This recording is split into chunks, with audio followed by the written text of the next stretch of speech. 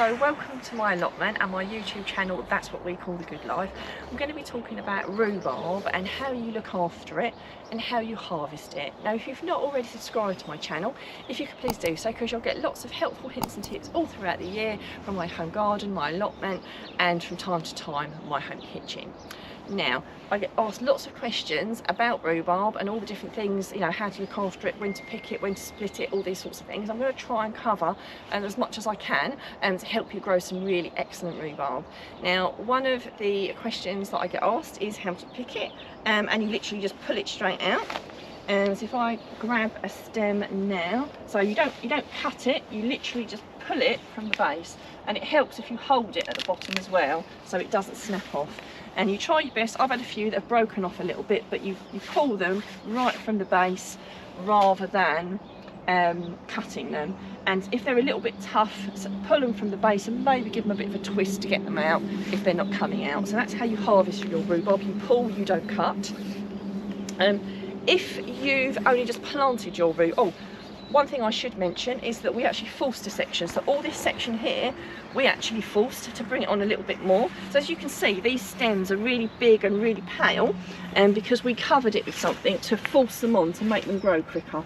Now if we take a look at the ones that we didn't do that with, they're much smaller, darker, and they won't be quite as sweet. Now you don't have to force your rhubarb. If you want to push it on a little bit quicker to have it a little bit sooner, especially if you live in quite a cold climate, that's a really good thing to do. You can buy pots especially for it to force rhubarb on, but we just used the end of a barrel, and literally it had done so well this morning. It had been on there when I came up here a day or two ago, because it had grown up so much, it actually pushed it off. So it definitely worked really, really well.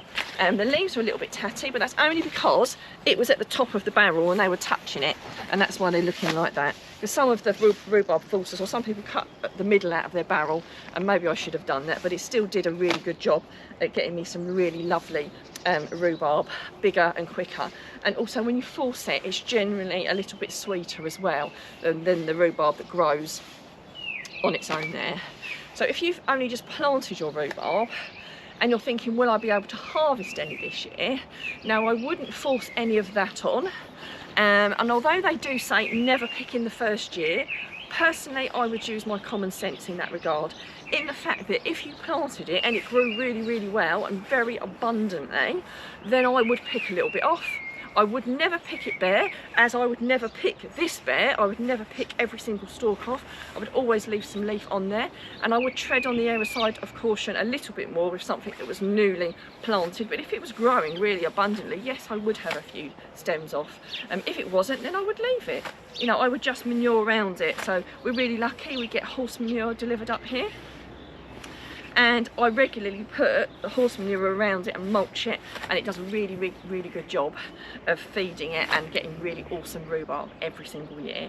Now if you're thinking of splitting your rhubarb, it's a little bit late to be doing that, but if you want to do it because you want to share some with somebody, then do it now is what I would say, because it's best to harvest it from autumn to early spring.